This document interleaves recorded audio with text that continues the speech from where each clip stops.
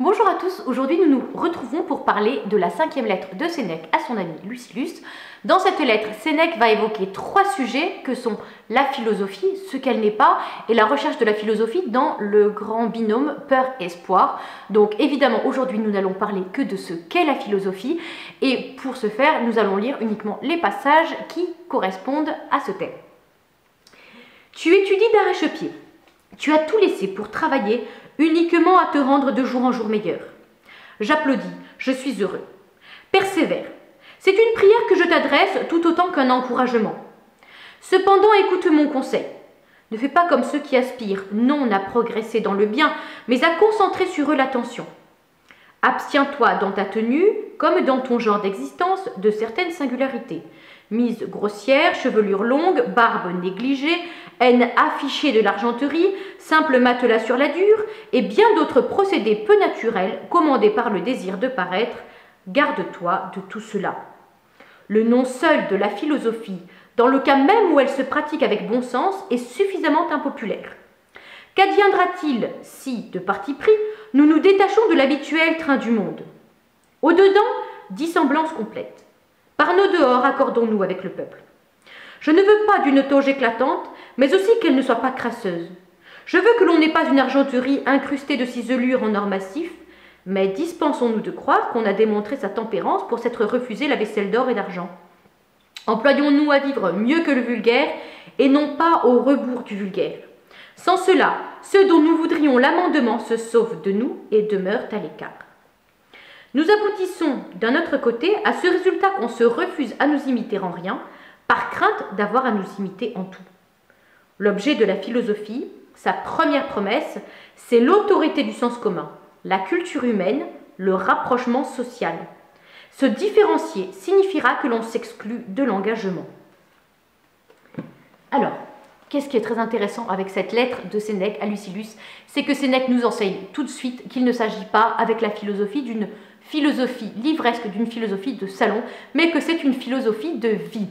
C'est une philosophie qui va nous permettre d'obtenir, comme il le dit, le sens commun, la connaissance de l'humain, et qui va nous permettre par cela le rapprochement social. Alors qu'est-ce que le sens commun? Le sens commun, c'est notre capacité par nos sens à connaître la réalité qui nous entoure. La réalité est donc la vérité des choses qui nous entourent. Cette connaissance de vérité simple va nous permettre d'accéder à des vérités un petit peu plus complexes par la voie de l'intelligence qui va interliguer, donc faire les liens entre toutes ces informations, et nous permettre d'accéder à des vérités fondamentales qui vont structurer notre vie. Cette connaissance de la nature, évidemment, va nous permettre également la connaissance de la nature humaine qui participe de cette grande nature. Et quand on connaît la nature humaine, eh bien, on est en capacité de vivre avec les autres en bonne intelligence, puisque l'on sait quelles sont les difficultés, les faiblesses, mais aussi toutes les belles choses de l'humanité. La philosophie va nous aider à obtenir le sens commun, la connaissance de l'homme, et puis le rapprochement social. Mais en quoi la philosophie va nous permettre ça? Eh bien, la philosophie de Sénèque, c'est une philosophie, comme je vous le disais, qui n'est pas une philosophie livresque, mais c'est une philosophie de vie, et c'est une philosophie du bonheur. Ce bonheur-là, il est accessible dans les difficultés comme dans les joies, tout simplement parce que l'on va obtenir la vertu. La vertu, quand Sénèque en parle, eh bien, elle correspond à 4 réalités, à 4 vertus. Ces vertus sont le discernement. Le discernement nous permet, justement par le sens commun, de connaître ce qui est vrai et ce qui ne l'est pas, et donc ce qui est bien et ce qui est mal, parce que ce qui est bien, c'est de respecter ce qui est, et ce qui est mal, c'est justement d'aller perturber tout cet ordre existant. Le discernement permet donc de connaître la vérité et le faux, et puis le bien et le mal. La tempérance, elle, va nous orienter à faire le bien et va nous éviter de faire le mal. Ce qui va nous donner la 3e vertu, qui est la vertu du courage, qui va nous donner la force de faire le bien et d'éviter le mal. Et puis la 4e vertu est vertu de justice, qui, elle, va régler notre comportement avec les autres, en nous permettant, en connaissant le bien, en voulant le faire et en ayant la force de le faire, eh bien, de rendre aux autres ce qu'on leur doit et de vivre en bonne intelligence avec eux. Alors, comment nous-mêmes au quotidien, nous pouvons grandir dans l'obtention de ces vertus, comment nous pouvons obtenir ces promesse de bonheur donnée par Sénèque pour vivre dignement notre vie humaine, eh bien, il me semble que la première chose, et qui est fondamentale, c'est la connaissance de la vérité. Tout simplement parce que vous l'avez compris, les 4 vertus, en fait, découlent de la première. S'il n'y a pas de vérité et qu'il n'y a pas de discernement, la tempérance est inutile puisqu'il n'y a pas de bien à choisir, la force est inutile parce qu'il n'y a pas d'effort à faire pour obtenir ce bien, et la vertu de justice également est inexistante, puisque s'il n'y a pas de règles et s'il n'y a pas de choses bonnes à faire pour respecter ceux qui sont autour de nous, alors il n'y a pas besoin, s'il n'y a pas de règles, eh bien, on ne peut pas rendre à César ce qui est à César. Donc cette vérité, elle est indispensable. Or, nous sommes dans une société où nous connaissons de façon implicite la société, nous connaissons de façon implicite la vérité, mais que nous refusons à la voir dans d'autres cas. Alors, tout simplement, si je vous montre ma main, vous allez me dire, c'est une main. Et vous ne m'avez pas imposé une façon de penser, ce n'est pas une vue de l'esprit. Et si vous me dites que c'est autre chose, ce n'est pas tous les points de vue qui se valent. Non, vous avez raison, c'est une main, mais vous ne m'avez pas imposé votre point de vue. La vérité s'impose d'elle-même et on la constate et on la nomme. C'est ce que l'on fait avec les enfants. Lorsque petits, nous leur enseignons, par exemple, toutes les caractéristiques d'une vache et qu'on leur a dit que cela s'appelle une vache. On ne leur dit pas... Vous avez le droit d'appeler ça un canard ou une chèvre, de toute façon, tous les points de vue se valent.